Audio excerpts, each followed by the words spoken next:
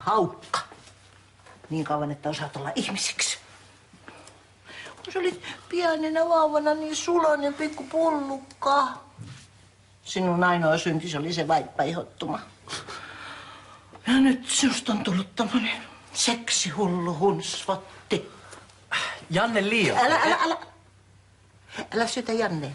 Sinä itse ne taudit tartutit ja kielet lävistit. Janne tutustutti mut siihen tyttöön ja lävisti mut. Ja muuten ei puhuta mistään vanhoista jutuista, kun sä oot vaan väärän kuvan. Täällä on nykyään ihan eri mies. Jaa. Mikäs sen Onni nyt olisi niin kiltiksi muuttanut? Siis Matleena, tietysti. Se on uskovainen ja pitää semmoista kuria, ettei ole paljon mitään tuhmia uskallakaan tehdä. No Elina kyllä puhukin mulle jostain tytöstä, johon Onni oli ihastunut. Miksi sä aikaisemmin maininnut? Varmaan siksi, kun sä asuu nyt etelään. Niin, Etelä-Vantaalla, mistä on huonut yhteydet tänne. Ei olekaan sitä kauhean usein näe. Mutta kun se voisi tuoda tänne näytölle? Mullakin näkisi, miten hyvää sen seura tekee sulle. Semmoisen ihmelapsen minäkin haluaisin tavata. Ihan ehdottomasti.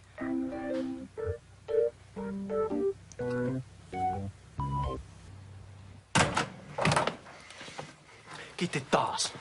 Sun juorumisen takia mä ikuisessa kotiarestissa. Pulla saa mut ansaa, tunkin sitä pullaa väkisin kurkustavassa. Vai pullaa? Silläkö sä saisit avautumaan? Kiristi se Iidallakin. Se uhkasi, että mä en saa enää nähdä sitä, jos mä kerron kaikkea. No mutta hei, tosi kiva. Sillä aikaa, kun te kaksi kuhertelette, niin mä saan kärsiä täällä. Ei sulla ole mitään hätää, mä seivasin sut sillä matukkajutulla. Ja matukka varmaan lentää Afrikasta asti kertoa tänne, miten upea mä oon. Urpo, me voidaan ottaa siihen ihan kuka tahansa. Ei Ulla ole nähnyt matukkaa. Niin joo. No mistä sen tuntin mennessä sit hankkii? Miten pitää vaan puhua joku muija pyöryksiä. Onks muka mitään, mitä mä osaan paremmin? No, saada mut vaikeuksiin.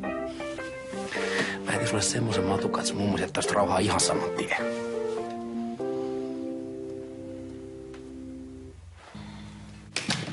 Sitä nyt plääni saa Ulla rauhoittua ihan 100 varmaa. Niin, sun pläänithän aina tunnetusti toimii. Joskus on ollut jotain säätä, mutta ei tää vaan voi mennä pieleen. Mistä sä aiot yhtäkkiä löytää sen Paramatleena?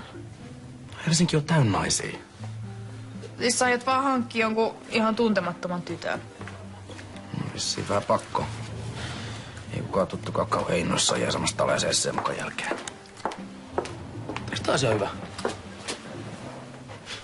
Matleena onkin puuma.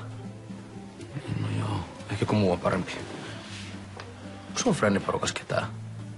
Ei mä halua sotkea niitä teidän typerin juoniin. Sitä paitsi ei ne suostuisi muutenkaan. Joo, mutta täällä oli ainakin aika hyvä peba. Mitä? Pitäisikö se olla joku hehtaariahteri sitten? No ihan sama mulle. Toivottavasti löydät vaan äkkiä jonkun, niin voit tehdä muutakin kuin katella naisia. Hei, sori.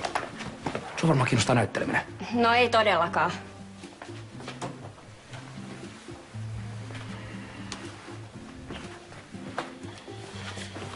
Joo.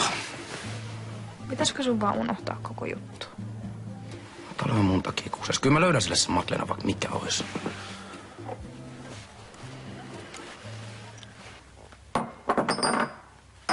Etkö sä nyt nätimpiä kuppia löytänyt? Noihan on Helena nostamia. Eiköhän näin kelpaa. Mitäs täällä tapahtuu? Onnin tyttöystävä tulee näytille. Ai tulee vai? Niin Matleena sanoi, että se tapaa mummia enemmän kuin mielellään. Se on viksulikka. Vaikka kyllä minun silti pitää tarkistaa, että se sit tosiaan kans on semmonen. Voi, poikakulta. Mihinkäs siellä servietit jätit? Kyllä se on nyt korkea aika sinunkin oppia pöytätapoja, kun kerta tyttöystävänkin olet jo hankkinut. Kenet Janne sai hommattua Matleenaksi? Ei mitään hajua. Toivottavasti jonkun, joka osaa näytellä. Minä avaan. Matleena Rintala, hyvää päivää. Ja herran siunausta.